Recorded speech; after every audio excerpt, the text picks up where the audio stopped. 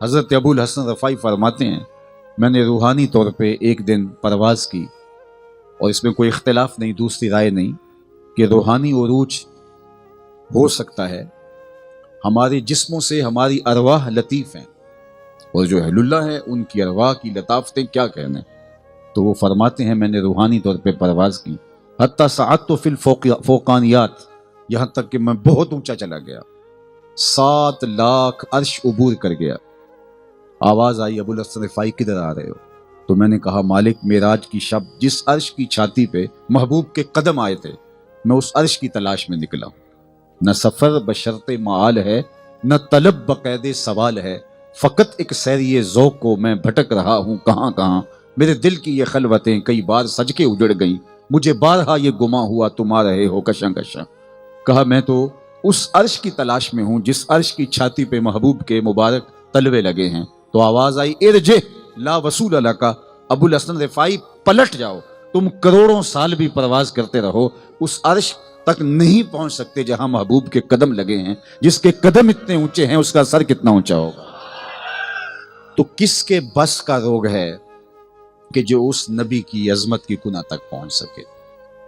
اللہ اکبر۔ ڈٹھے ورق قرآن دے پھول سارے، تیری شان جیا نہیں کوئی ہور ڈٹھا، تیری شان دا کرے مقابلہ جڑا انہوں عاشقاں اصلی چور ڈٹھا۔ کوئی نور آکھے کوئی بشر آکھے، پیندا رات دنے ایہو شور ڈٹھا، اللہ والیاں گل مکا دیتی تساں ہور ڈٹھا اساں ہور ڈٹھا۔ تم نے حلیمہ کی بکریوں کے پیچھے پیچھے دیکھا ہے، سدرہ پر جبریل کے آگے آگے نہیں دیکھا۔ وہ عظمتیں، وہ رفعتیں اور وہ شانیں اللہ نے اپنے محبوب کو عطا کی ہیں جو انہی کا مقصود ہے۔ آؤ میں تمہیں ایک مجلس رحمت میں لیے چلتا ہوں۔ حضور حجرہ انور میں تشریف فرما ہے اور صحابہ بیٹھے مجلس بپا کیے ہوئے۔ صحابہ کی مجلس کتنی مقدس ہوگی اور اس کے عنوانات کتنے پاکیزہ ہوں گے۔ اب آئیے دیکھیے اس مجلس میں عنوان کیا ہے۔ ایک نے کہا حضرت آدم علیہ السلام کی بڑی شان ہے، ابو البشر ہیں، انسانیت کا نقطہ آغاز ہیں، صفی اللہ ہیں، اللہ کا انتخاب ہیں، مسجود الملائک ہیں، تمام انسانوں کے باپ ہیں۔ دوسرے نے کہا ہوا کذالک، ایسے ہی ہے جس طرح تم کہہ رہے ہو، لیکن شان حضرت ابراہیم خلیل اللہ کی کون سی تھوڑی ہے۔ اللہ کے حکم پر بیٹے کی گردن پہ چھری رکھ دینا تماشائی لبے بام تو نہیں ہے۔ جہاں ہمالیہ کا کلیجہ بھی ہوتا تو پانی ہو جاتا، وہاں باپ اپنے بیٹے کی گردن پہ چھری رکھ کے اس کو عملاً ذبح کرنے کے لیے آمادہ ہو جاتا ہے۔ اللہ نے حکم دیا تو اپنے بیٹے کو اور جوان سال بیوی کو وادی غیر ذی زرع میں چھوڑ آئے، جہاں کوئی انسانی وجود تو انسانی وجود، حیوانی وجود تو حیوانی وجود، نباتات، حشرات الارض اور چوپائے بھی نہیں تھے، پانی کی بوند تک نہیں تھی، وہاں اشجار بھی نہیں تھے۔ اللہ اکبر۔ تھوڑے سے ستو دیے، پانی کا ایک چھوٹا سا مشکیزہ، اور کہا کہ تم یہاں رکو گے، اور چلنے لگے۔ پاک باز خاتون نے دامن تھام لیا کہ آپ ہمیں چھوڑ کے کہاں جا رہے ہیں؟ تو حضرت ابراہیم علیہ السلام کیا جواب دیتے؟ تو خاموش رہے۔ پھر قدم اٹھایا تو پاک باز خاتون سیدہ ہاجرہ نے دامن پکڑا، تمسکت بے ازیالہ، دامن تھام کے کہا کہ اس وادی بے آب و گیا میں جہاں نہ سبزہ ہے، جہاں نہ آب و دانہ ہے، جہاں نہ کوئی اور انسانی حیوانی وجود ہے، وہاں چھوڑ کے آپ ہمیں کہاں جا رہے ہیں؟ مورخ اسلام حفیظ جالندری نے اس وادی کا نقشہ کھینچا ہے، وہ وادی جس میں وحشت بھی قدم رکھتی تھی ڈر ڈر کے، جہاں پھرتے تھے آوارہ تھپیڑے باد سرسر کے، جہاں پر گھاس اگتی تھی، جہاں نہ پھول کھلتے تھے، مگر وہ سرزمین ہے آسماں بھی جھک کے ملتے تھے۔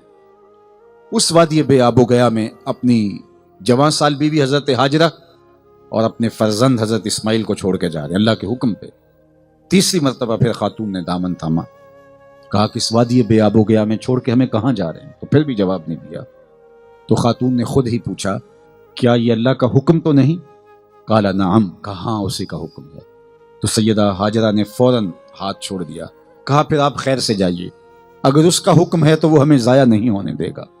اور جہاں دن بھی نہیں کٹتے تھے وہاں اس خاتون نے راتیں کاٹی، اور پھر اللہ نے ان کے لیے زمزم کا چشمہ جاری کیا، اور انسانوں کا انبو آج تڑپتا ہے اس وادی کو دیکھنے کے لیے۔ آج دل تڑپتے ہیں، بے چینیاں، اضطراب، التہاب اور پیچ و تاب اس شہر نور میں جانے کے لیے، لیکن اس وقت بے آب و گیا وادی میں اللہ کے حکم پہ اپنے فرزند کو اور اپنی اہلیہ کو چھوڑا۔ بے خطر نار نمرود میں چھلانگ لگا دی. یار بڑی شان حضرت ابراہیم کی, اللہ نے خلت کا تاج پہنایا, خلیل قرار دیا. ایک بولا ہوا کذالک, ہاں ہاں ایسے ہی ہے جیسے تم بول رہے ہو, لیکن شان حضرت موسیٰ علیہ السلام کی کون سی تھوڑی ہے. ہاتھ میں عصا ہے, سر پہ امامہ ہے, سادہ سا لباس زیب تن کیا ہے, اور فرعون کے دربار میں کھڑا اللہ کا نبی اللہ کی توحید کا اعلان کر رہا ہے. اللہ اکبر. فرعون جادوگروں کو بلا لیتا ہے اور وہ رسیاں ڈال دیتے ہیں, لیکن اللہ حضرت موسیٰ علیہ السلام کے ہاتھ کے عصا کو اژدہا بنا دیتا ہے. کیا شان دی ہے سر طور خدا سے ہم کلام ہونے والا پیغمبر حضرت موسیٰ, کیا شان ہے ان کی. ایک بولا ہوا کذالک, ایسے ہی ہے جس طرح تم نے کہا, لیکن شان حضرت عیسیٰ علیہ السلام کی تھوڑی ہے کہ بن باپ کے پیدا ہوئے, کلمت اللہ, روح اللہ. لوگوں کے پیٹ ان کے سامنے شیشے کی بوتلوں کی طرح تھے, جو کھا کے آئے وہ بھی بتاتے, جو ذخیرہ کر کے آئے وہ بھی بتا دیتے. مردے کو ٹھوکر مارتے اٹھ کے باتیں کرنے لگ جاتا, کوڑی کے جسم پہ ہاتھ پھیرتے شفا ہو جاتی, نابینے کی آنکھوں پہ انگلی رکھ دیتے نور اتر آتا, مٹی کا پرندہ بنا کے پھونک مار کے اڑا دیتے. کیا شان ہے حضرت عیسیٰ کی. یہاں تک بات پہنچی تھی کہ حضور تشریف لے آئے. ہم تو عرض کرتے ہیں نا, سنا ہے آپ ہر عاشق کے گھر تشریف لاتے ہیں, ہمارے گھر بھی ہو جائے چراغاں یا رسول اللہ, لیکن عملاً چراغاں ہو جاتا ہے. میں کہتا ہوں کہ اگر حضور تشریف نہ لاتے تو آگے ذکر تو حضور کا ہی آنے والا تھا, لیکن وہ جانے تمنا خود جلوہ گر ہو گئے. حضرت عیسیٰ تک بات مکمل ہو چکی تھی, اب بات چل کے حضور کی دہلیز تک آنی تھی. ہر راہ پہنچتی ہے تیری چاہ کے در پہ, ہر حرف تمنا تیرے قدموں کی صدا. راستہ تو سارا ادھر ہی جاتا ہے. اب پیغمبروں کا ذکر کر کے جب یہاں تک پہنچے تھے تو حضور خود ہی تشریف لے آئے اور فرمایا میں تمہارا کلام کرنا اور اس پر اظہار تعجب کرنا خوشی سے وہ سماعت کیا. جو تم نے کہا درست کہا. تم نے کہا آدم صفی اللہ ہیں, ہوا کذالک ایسے ہی ہے. تم نے کہا کہ حضرت ابراہیم خلیل اللہ ہیں, ہوا کذالک. تم نے کہا کہ موسیٰ کلیم اللہ ہے, ہوا کذالک. تم نے کہا عیسیٰ روح اللہ کلمت اللہ, ہوا کذالک. الا وانا حبیب اللہ, سن لو میں اللہ کا حبیب ہوں. ولا فخرا, لیکن یہ بات بطور فخر نہیں کہہ رہا, بلکہ اظہار حقیقت ہے, حقیقت واقعہ کا بیان ہے, تحدیث نعمت ہے. یہ بات میں بطور فخر نہیں کہہ رہا. الا وانا حبیب اللہ, سن لو میں اللہ کا حبیب ہوں. اور جو اللہ کا حبیب ہوتا ہے وہ ساری صفات کا جامع ہوتا ہے. اللہ اکبر. پھر فرمایا کہ آدم علیہ السلام سے لے کر آخری پیغمبر حضرت عیسیٰ علیہ السلام تک جن کا تم ذکر کر رہے تھے, قیامت کے دن حمد کا جھنڈا میرے ہاتھ میں ہوگا. لواء الحمد بیدی, حمد کا جھنڈا میرے ہاتھ میں ہوگا, اور یہ جن نبیوں کا تم ذکر کر رہے یہ سارے میرے جھنڈے کے سائے تلے ہوں گے. ولا فخرہ, لیکن میں اس پہ فخر نہیں کرتا. اللہ اکبر. انا اکرم الاولین والآخرین, میں گزرے آنے والے سب میں سے افضل ہوں. ولا فخرہ, لیکن اس پہ میں فخر نہیں کرتا. مولا علی قاری نے یہاں بڑی خوبصورت بات کی کہ جب بات فخر والی ہے تو فخر کرتے کیوں نہیں.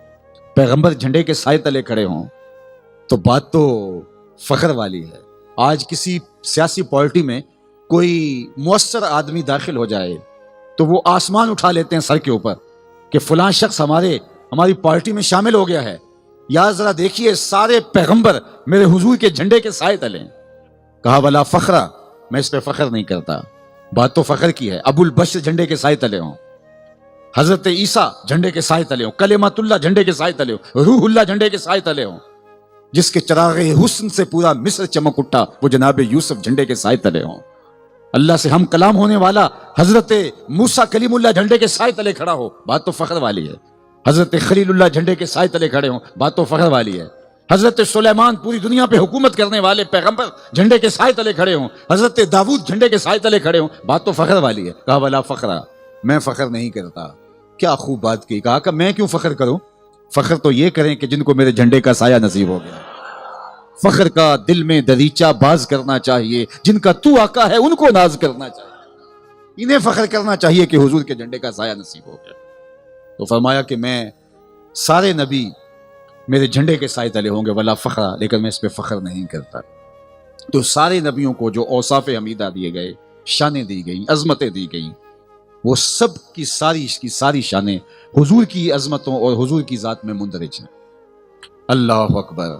حسن یوسف دم عیسیٰ ید بیضا داری, آنچ خوباں ہما دارن تو تنہا داری. سارے وصف متفرق لوگوں کے اندر موجود ہیں, اور وہ سارے کے سارے وصف محبوب تیری ذات میں موجود. تو جامع الصفات ہے، تمام کمالات کا جامع ہے.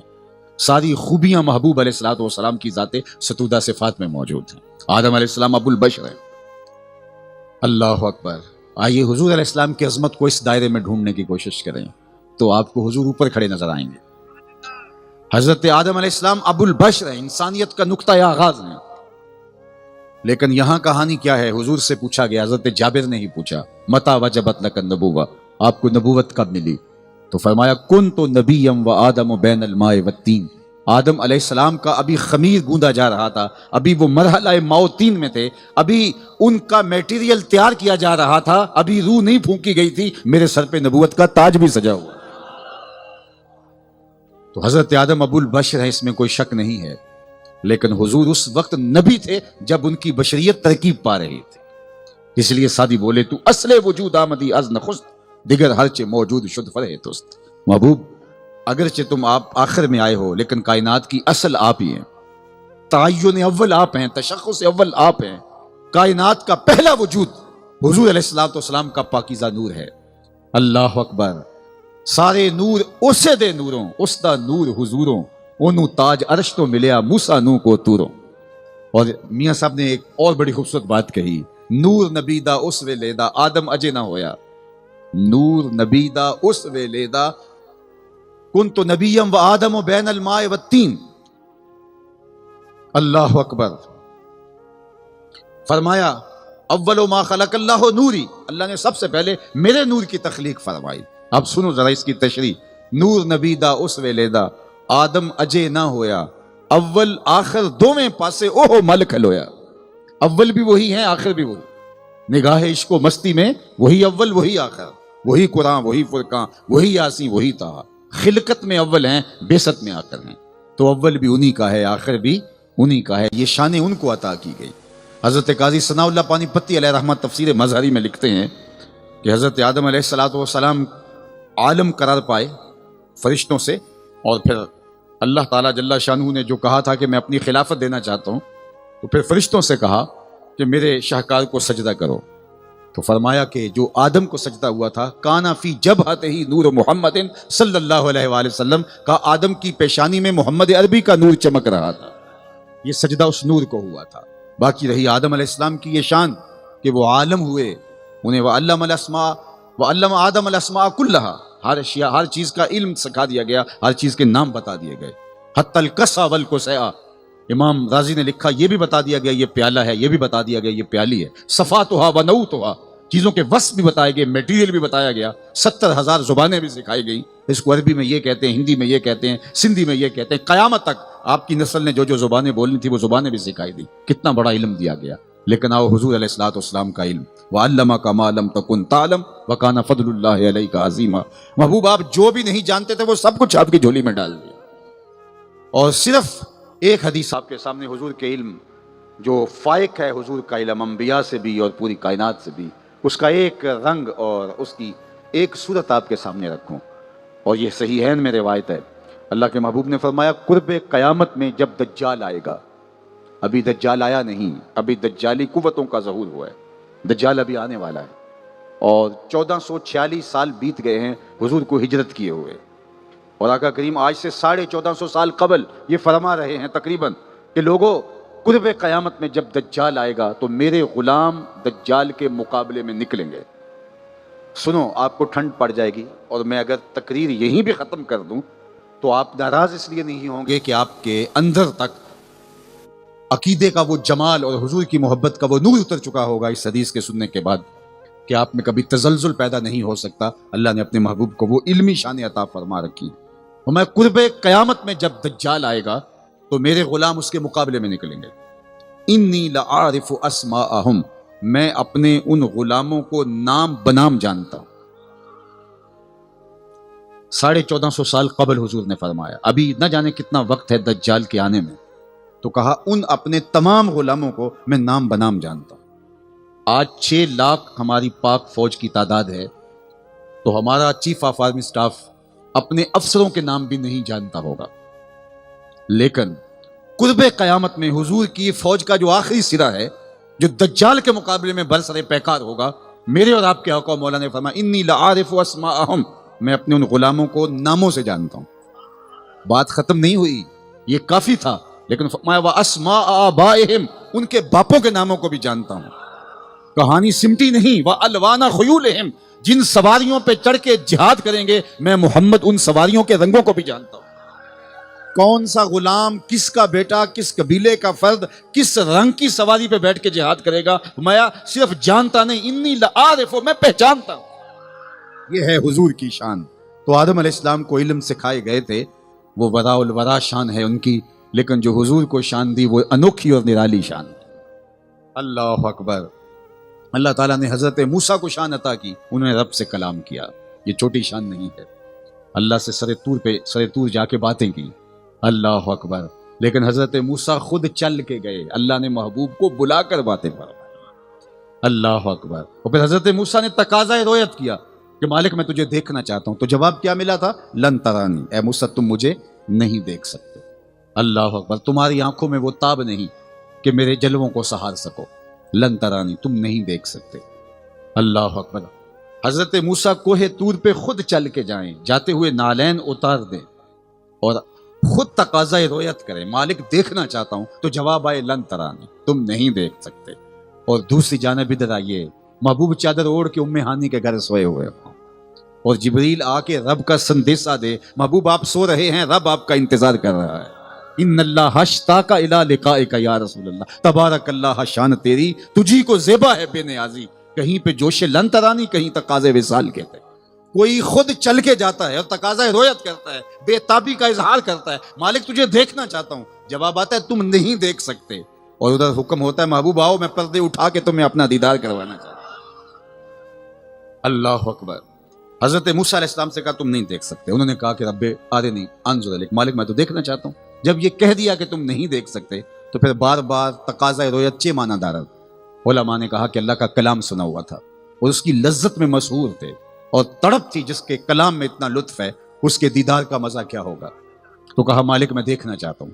جب تقاضا بڑھا تو کہا اس پہاڑ کو دیکھو، انظر الی الجبل، اس پہاڑ کو دیکھو، اگر یہ اپنی جگہ پہ ٹھہرا رہا تو تم مجھے دیکھ لو، یعنی میں اپنی تجلی اس پہاڑ پہ رکھتا ہوں، اگر پہاڑ سہار گیا اور تم پہاڑ پر میری تجلیات کا ورود اور نزول دیکھ پائے تو پھر ٹھیک ہے، تم میرا دیدار کر پاؤ گے۔ پہاڑ اگر اپنی جگہ پہ اب ٹھہرا رہا، ان استقرا مکانہ، اگر اپنی جگہ پہ ٹھہرا رہا، استقرار پذیر رہا، تو پھر تم مجھے دیکھ لو گے۔ اب حضرت موسیٰ علیہ السلام کی توجہ پہاڑ کی جانب گئی۔ یہاں اگر آپ کی توجہ ہو تو ایک جملہ کہنا چاہتا ہوں۔ حضرت موسیٰ نے اللہ کا دیدار کیا تھا سب سے پہلے درخت سے۔ جب آپ پروان چڑھے تو ایک قبطی آپ کے قبیلے کے بنی اسرائیل کے ایک شخص کے ساتھ زیادتی کر رہا تھا، تو حضرت موسیٰ گزرے تو اس نے شکایت کی، تو حضرت موسیٰ نے تھپڑ جڑ دیا، اور جب تھپڑ مارا تو وہیں وہ ڈھیر ہو گیا اور موت واقع ہو گئی۔ اور مصر کے حالات پہ حضرت موسیٰ علیہ السلام کے لیے سازگار نہ رہے، قرآن میں سارا واقعہ موجود ہے، پھر آپ کو مصر چھوڑنا پڑا تھا۔ آپ چلتے چلتے شہر مدین کی جانب چلے گئے، وہاں لوگ ایک کنویں پہ اپنے جانوروں کو پانی پلا رہے تھے۔ دو لڑکیاں تھیں جو پردے میں ملبوس حیا کی پیکر، وہ اپنے جانوروں کو لے کر کے ایک سمت کھڑی تھی۔ حضرت موسیٰ سمجھ گئے کہ یہ منتظر ہیں کہ مرد ہٹیں اور جگہ بنے اور ہم اپنے پردے کا خیال اور لحاظ رکھتے ہوئے جو ہے وہ اپنے جانوروں کو سیراب کر لیں۔ تو حضرت موسیٰ نے آگے بڑھ کے ان کے جانوروں کو ہانکا، پانی پلایا، سیراب کیا، اور پھر ان کی جانب ہانک دیا۔ وہ گھر گئیں تو وقت سے پہلے پہنچ گئیں، تو ان کے والد نے پوچھا کہ آپ اتنی جلدی کیسے آ گئیں؟ تو کہا ایک صالح پاکیزہ صفت پاک باز نوجوان، اس نے آج ہمارے ساتھ یہ مہربانی کیا ہے کہ ہمارے جانوروں کو اس نے پانی پلا دیا ہے۔ تو ان کے والد نے کہا کہ جاؤ اس نوجوان کو بلا کے لاؤ۔ تو ان میں سے ایک لڑکی حیا میں لپٹی ہوئی، پردے میں سمٹی ہوئی پہنچی اور حضرت موسیٰ کو کہا کہ ہمارے باپ آپ کو بلاتے ہیں۔ حضرت موسیٰ اس خاتون کے ساتھ جب ان کے گھر پہنچے تو وہ گھر تھا حضرت شعیب علیہ السلام، اور یہ دونوں صاحبزادیاں تھیں حضرت شعیب علیہ السلام۔ تو حضرت شعیب علیہ السلام نے حضرت موسیٰ کی پیشانی میں چمک دیکھی تو کہا کہ تم اب میرے ساتھ کچھ وقت گزارو، اور پھر اپنی صاحبزادی حضرت صفورہ کا نکاح حضرت موسیٰ سے کر دیا۔ کچھ عرصے کے بعد مصر کے حالات ٹھیک ہو گئے تو فرمایا کہ تم جاؤ واپس مصر چلے جاؤ، اب حالات وہاں ٹھیک ہیں، اور ارشاد کا کام کرو، اپنی قوم کو نکالو ان کے ظلم اور جبر سے۔ اب حضرت موسیٰ اپنی زوجہ صفورہ کو لے کر کے مصر کی جانب جا رہے تھے، راستے میں طور پڑتا ہے، اللہ اکبر۔ تو وہاں حضرت صفورہ امید سے تھی، ایام حمل چل رہے تھے، تو عورت ان ایام کے اندر طبیعت میں نزاکت زیادہ رکھتی ہے، اور موسم تھا سرما کا، تو انہیں سردی لگی، رات کا موقع تھا، دور آگ جل رہی تھی، تو حضرت موسیٰ علیہ السلام نے کہا تم رکو، میں تمہارے لیے وہاں آگ کا کوئی ٹکڑا لے آؤں تاکہ تم تاپو، اور سردی کی جو ہے وہ شدت جو ہے وہ کم ہو سکے اور اس سے حدت کچھ حاصل کر پاؤ۔ جب آگ لینے گئے تو آگے سے آواز آئی، وہ آگ نہیں تھی، درخت پر اللہ کی تجلیات کا نزول ہو رہا تھا اور درخت چمک رہا تھا۔ آواز آئی، موسیٰ تم مقدس وادی میں آ گئے ہو، وہ اب نالین اتار دو۔ گئے تھے آگ لینے کے لیے، پیغمبری ملی۔ اللہ اکبر۔ تو حضرت موسیٰ نے سب سے پہلے اللہ کی تجلیوں کو درخت پر اترتے ہوئے دیکھا تھا۔ آج حضرت موسیٰ نے جب اللہ سے کہا نا کہ رب ارنی انظر الیک، میں تجھے دیکھنا چاہتا ہوں، تو کہا انظر الی الجبل، پہاڑ کو دیکھو، تو کہا مالک میں تو تیری تجلیوں کو درخت سے دیکھنے کی عادت رکھتا ہوں اور مجھے پہاڑ کی جانب مبذول کیا جا رہا ہے۔ فرمایا موسیٰ جب گھر سے چلے تھے تو ماں کو کیا کہا تھا؟ حضرت موسیٰ جب گھر سے نکلنے لگے تو ماں نے آپ کو پکڑ لیا، آپ کے دامن کو، اور کہا این اطلبک، مجھے کام پڑ جائے، میں بوڑھی ہوں تو میں تمہیں کہاں ڈھونڈوں؟ تو کہا اطلبنی علی الجبل، مجھے پہاڑ پہ ڈھونڈنا۔ کہا اس وقت سے تیری ماں کی نگاہیں پہاڑ پہ جمی ہیں، اور جدھر ماں کی نگاہ ہوتی ہے وہی جگہ اللہ کی جلوہ گاہ ہوتی ہے۔ لوگ پتہ نہیں کہاں کہاں ڈھونڈ رہے ہوتے ہیں، وہ تو ماں کی دعاؤں میں ہے، وہ تو ماں کے اٹھے ہوئے ہاتھوں میں ہے۔ حضرت بایزید بستامی کہتے ہیں میں اللہ کی تلاش میں نکلا تو میں نے اپنی ماں سے کہا کہ تو حق مجھے معاف کر دے، میں اللہ کو راضی کر دوں گا۔ ماں نے کہا جا پتر۔ 12 سال جنگلوں میں گھومتا رہا، تو کہا ایک دن میں بستام کے قریب سے گزر رہا تھا، سوچا چلتے چلتے ماں کو سلامی پیش کر جاؤں۔ دروازے پہ دستک دینے لگا، خیال آیا ماں کو سکھ تو دیا کوئی نہیں، دکھ بھی کیوں دینے لگے، اب تمہارے لیے سردیوں کا موسم ہے، بستر سے اٹھ کے آئے گی۔ میں دروازے پر بیٹھ گیا، جب سحری کا وقت ہوا تو اندر سے جو نالی آتی تھی اس سے پانی آیا، میں سمجھ گیا میری ماں وضو کر رہی ہے اور تہجد کے لیے اٹھی ہے، تو میں دروازے پہ دستک دی، تو ماں میری دستک کے انداز سے سمجھ گئی اور آواز دی کہ بیٹے بایزید ٹھہرو، میں بھی آئی۔ اللہ اکبر۔ مائیں تو بیٹوں کو نہیں بھولتی۔ کہا کہ میں آگے بڑھا تو ماں نے دروازہ کھولا، تازہ وضو کے آثار اس کے چہرے پہ حویدہ تھے، اور میرا بکھرا ہوا چہرہ اور پراگندہ بال، 12 سال جنگلوں کی خاک چھان چھان کے یہاں پہنچا تھا۔ تو میری ماں نے مجھے دیکھا تو اس کی آنکھوں میں آنسو مڑ آئے۔ کہا مالک میرا بیٹا بایزید تیری طلب میں نکلا تھا، تو نے ابھی تک اسے اپنا قرب نہیں بخشا۔ حضرت بایزید کہتے ہیں 12 سال کی ریاستوں سے جو نہیں ملا تھا ماں کے اٹھے ہوئے ہاتھوں سے مل گیا۔ جدھر ماں کی نگاہ ہوتی ہے وہی جگہ اللہ کی جلوہ گاہ ہو۔ کہا موسیٰ پہاڑ کی طرف دیکھو، اگر یہ اپنی جگہ پہ ٹھہرا رہا تو تم مجھے دیکھ لو گے۔ حضرت موسیٰ کی توجہ پہاڑ پہ لگ گئی، تو اللہ تعالیٰ نے اس پہاڑ پر اپنی تجلی کا نزول کیا، اور وہ بھی صوفیہ کہتے ہیں تجلی ذاتی نہیں، تجلی صفاتی، تجلی صفاتی بھی نہیں، اس کا پرتو، عکس، سایہ، ظل، پرچھائی، اور وہ بھی سوئی کے ناکے کے کروڑویں حصے کے بعد اللہ نے پہاڑ پہ اپنی تجلی کا نزول کیا۔ بس تجلی کا پہاڑ پہ آنا تھا کہ طور گوارا نہ کر پایا، جبل طور کو آگ لگ گئی، پہاڑ کو آگ لگ گئی، اللہ اکبر، طور جل اٹھا، اور حضرت موسیٰ پر تجلی نہیں آئی تھی، پہاڑ پہ آئی تھی، اور پہاڑ سے منعکس ہو کر جب حضرت موسیٰ پہ تجلی آئی تو قرآن نے بتایا نا خرّ موسیٰ صاعقہ، حضرت موسیٰ تاب نہ لا سکے، بے ہوشی ہو گئی اور زمین پہ گر پڑے۔ اللہ اکبر۔ جب ہوش آئی تو کہا مالک میں رجوع کرتا ہوں، میں توبہ کرتا ہوں، جو میں نے تقاضا کیا مجھے نہیں کرنا چاہیے تھا۔ امام برہان الدین حلبی سیرت حلبیہ میں لکھتے ہیں کہ گو تجلیات الہیہ کی حضرت موسیٰ تاب نہیں لا سکے، لیکن آنکھوں میں اللہ کے دیدار کا سرما تو لگ ہی گیا تھا، چمک تو آئی گئی تھی۔ اتنی نظر تیز ہو گئی اس واقعہ کے بعد، کالی رات کے اندھیرے میں کالے پتھر پر کالے رنگ کی چونٹی کو 9 فراسخ دور سے، 1 فرسخ 3 میل کا ہوتا ہے، 27 کلومیٹر دور، 27 میل دور سے، 50 کلومیٹر دور سے، کالے رات کے اندھیرے میں کالے پتھر پر کالے رنگ کی چونٹی کو 27 میل دور سے چلتا ہوا دیکھتے بھی تھے، اور اللہ کا کلام سننے سے سماعتوں میں اتنی طاقت آ گئی تھی اس کے قدموں کی سرسراہٹ کو سنتے بھی۔ یہ کس کی نظر کا کمال ہے؟ جو تجلی صفاتی کے پرتو کو پہاڑ پر منعکس ہو کے تاب نہیں لاتا اور پھر کہتا ہے مالک میں رجوع کرتا ہوں، میں نے کیوں تقاضا کیا، یہ اس کی نظر کا کمال ہے۔ اور جو 18 سال کے برابر ذاتی تجلیوں میں گم رہتا ہے اور آنکھ بھی نہیں جھپکتا، اس محمد عربی کی نگاہوں کا عالم کیا ہو۔ اسی لیے فرمایا انی ارا ما لا ترون واسمع ما لا تسمعون، جو میں دیکھتا ہوں وہ تم نہیں دیکھتے، اور جو میں سنتا ہوں وہ تم نہیں سنتے۔ اللہ اکبر۔ تجلی ذاتی کا نور حضور نے پایا، اور قرآن نے کہا ما زاغ البصر وما طغى، آنکھ جھپکی بھی نہیں اور حد ادب سے گزری بھی نہیں۔ اللہ اکبر، نہ جھپکتی ہے نہ بہکتی ہے، حد ادب سے بھی نہیں گزرتی اور چندیاتی بھی نہیں ہے۔ اللہ، دنیا میں پہلی بار ہوا، اگر آپ کا ذوق میرا ساتھ دے رہا ہو، یہ دنیا میں پہلی مرتبہ ہوا۔ ہوتا یہ ہے کہ جب کوئی نظارہ دیکھے تو منظر کی تعریف نظر کرتی ہے، نظارہ دیکھنے والا کرتا ہے۔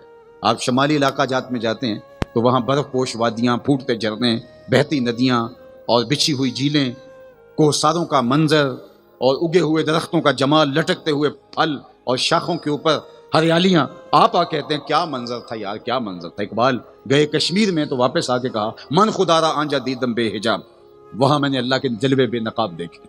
اللہ، تو نظر منظر کی تعریف کرتی ہے جب کوئی منظر دیکھے۔ یہ منظر میں دیکھ رہا ہوں، آپ کا شوق تو میں بیان کروں گا نا کہ لوگوں کا شوق فراواں تھا، اور آپ مجھے دیکھ رہے ہیں تو آپ بیان کریں گے نا کہ آج ہم نے حضور کی عظمتوں پر مشتمل ایک شخص کی گفتگو سنی، یار لطف آ گیا، تو آپ بیان کریں گے، میں تو نہیں کروں گا، اور آپ کے ذوق کو جو ہے وہ میں بیان کروں گا، آپ تو نہیں کریں گے۔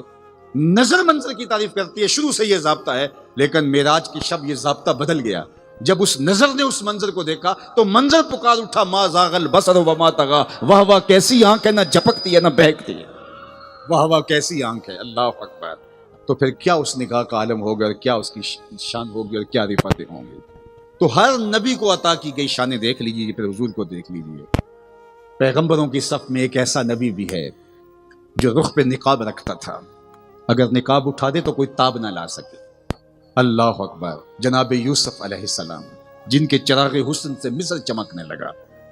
اللہ اکبر، زنان مصر نے عزیز مصر کی بیوی زلیخا سے کہا کہ تو غلام پہ دل ہار گئی، اور شہر میں باتیں ہونے لگ گئی۔ اب زلیخا نے کہا کہ اگر میں ان کو دلائل دینے شروع کیے، مناظرے چھیڑے، تو یہ تو لمبی کہانی ہے، بہتر نہیں مسئلہ یوں حل کیا جائے۔ اقبال نے کہا تھا خرد کے پاس خبر کے سوا کچھ اور نہیں، تیرا علاج نظر کے سوا کچھ اور نہیں۔ سب کو دعوت پہ بلا لیا، ہاتھوں میں ناشپاتیاں، فروٹ اور مختلف چیزیں دے دی، اور چھریاں بھی دے دی، اور کہا کہ اب لو اس کو استعمال کرو، کاٹو اور کھاؤ۔ اور ساتھ ہی کمرے میں حضرت یوسف علیہ السلام تھے۔ ہاتھ جوڑ کے کہتی ہے وقالت تخرج لہن، 2 لمحوں کے لیے آ جا، ذرا رخ سے نقاب سرکا کے گزر جا یہاں سے۔ یہ کہتی ہیں غلام پہ دل ہار گیا، میں ان کو بتانا چاہتی ہوں غلام ہے یا امام ہے۔ اللہ اکبر، ادھر حضرت یوسف علیہ السلام نکلے، ادھر یہ چھریوں سے ناشپاتیاں کاٹنے لگی۔ جو ہی جمال یوسفی دیکھا تو فقطعنا ایدیہن وقلنا حاشا للہ ما ھذا بشرا ان ھذا الا ملک کریم، کہنے لگی یہ بشر ہے ہی نہیں، یہ تو کوئی مقرب فرشتہ ہے۔ اللہ اکبر، جنہ ویکھیا نہیں ہو کرن گلاں، جنہ ویکھیا ہو تے بول دے، جڑے محرم راز حقیقت دے اور راز حقیقت کھول دے۔ اب زنان مصر نے انگلیاں کاٹ لیں جناب یوسف کی ایک جھلک دیکھ کر۔ اب سیدہ عائشہ رضی اللہ تعالی عنہا فرماتی ہیں لوامی زلیخا لو رأینا جبینہ، کہا زلیخا کو ملامت کرنے والی عورتیں جنہوں نے جمال یوسفی دیکھا اور ان کی انگلیاں کٹ گئیں، کہا وہ عورتیں کاش میرے حضور کی پیشانی کو دیکھتی دل کاٹ لیتی۔ اللہ اکبر، دل کاٹ لیتے۔ اور یہاں امام اہل محبت امام شاہ احمد رضا خان فاضل بریلوی کا ایک تضاد کا شعر ہے، ولی دکنی سے لے کے دور موجود کے شعراء تک۔ میں نے بالاستیاب تو سب کو نہیں پڑھا، لیکن چکھا ضرور ہے ہر ایک کو۔ میرا یہ دعویٰ ہے کہ اردو ادب میں ایسا تضاد کا شعر آپ کو دوسرا نہیں ملے گا۔ کسی ادب میں کسی شعر میں ایک تضاد ہوتا ہے، کسی میں 2، کسی میں 3، لیکن یہاں دیکھیے تضاد کیا ہوتا ہے کہ شاعر ایک بات کرتا ہے پھر اس کا مقابل لاتا ہے دوسرے مصرے میں۔ اب تضاد دیکھیے، حسن یوسف پہ کٹی مصر میں انگشت زنا، 6 چیزیں۔ حسن یوسف پہ کٹی مصر میں انگشت زنا۔ اب تضاد آیا، سر کٹاتے ہیں تیرے نام پہ مردان عرب۔ اللہ، تضاد دیکھیے، ایک طرف حسن ہے، دوسری طرف صرف نام ہے۔ ایک طرف صرف نام ہے، ادھر حسن ہے، حسن یوسف، اور سر کٹاتے ہیں تیرے نام پہ۔ ایک طرف حسن ہے، حسن مجسم وجود ہے، دوسری طرف صرف نام ہے۔ ادھر انگلیاں ہیں، ادھر سر ہیں۔ یہ انگلیاں عورتوں کی، وہ سر مردوں کے۔ یہ عورتیں مصر کی، وہ مرد عرب کے۔ وہاں کٹیں کٹیں، خود کاٹی نہیں کٹیں، یہاں کٹاتے ہیں۔ وہاں ارادہ نہیں پایا جاتا، یہاں ارادہ پایا جا رہا ہے۔ اور وہاں کٹیں ماضی ہے، ایک بار کٹیں، یہاں کٹاتے ہیں، تسلسل باقی ہے۔ سلسلہ ختم نہیں ہوگا، جاری رہے گا۔ اب ذرا اس شعر کو اس تناظر کے اندر اب اس کا لطف لیجیے، کتنے تضاد ہیں، اور اس شعر کا جمال دیکھیے۔ اعلیٰ حضرت آپ کا قلم چوب لوں، کیسا قصیدہ لکھا میرے حضور کا، آپ اس کا لطف لیجئے، اس کا سرور اپنی روح میں اتاریے۔ حسن یوسف پہ کٹی مصر میں انگشت زنا، سر کٹاتے ہیں تیرے نام پہ مردان عرب، سر کٹاتے ہیں تیرے نام پہ مردان عرب۔ حضرت شاہ ولی اللہ محدث دہلوی علیہ رحمہ، بہت بڑا نام ہے بر صغیر پاک و ہند میں، تمام مکاتب فکر کے لوگ انہیں اپنا امام مانتے ہیں۔ ان کی ایک کتاب ہے در ثمین فی مبشرات النبی الامین، اب اردو ترجمے کے ساتھ بھی مارکیٹ میں دستیاب ہے، آپ بھی خرید کے پڑھ سکتے ہیں۔ وہ حضرت شاہ ولی اللہ اپنے والد گرامی شاہ عبد الرحیم محدث دہلوی کا ایک واقعہ خواب درج کرتے ہیں کہ میرے والد نے خواب میں حضور علیہ السلام کی زیارت کی، اور یہ بات ذہن میں رکھیں، جس نے حضور کو دیکھا اس نے حضور کو ہی دیکھا۔ شیطان خواب میں آ کر حضور کی مثل ہونے کا دعویٰ نہیں کر سکتا، حضور کو دیکھا۔ شاہ ولی اللہ کہتے ہیں میرے والد نے حضور علیہ السلام کو خواب میں دیکھا، اور جب دیکھا تو کہا کہ حضور آپ نے کہا تھا انا املہ و اخی یوسف اصبح، میں نمکین حسن والا ہوں اور میرے بھائی یوسف کا حسن میٹھا تھا۔ نمکین حسن زیادہ پرکشش ہوتا ہے میٹھے حسن کی نسبت، تو کہا آپ نے خود فرمایا وہ میٹھے حسن والے تھے، میں نمکین حسن والا ہوں۔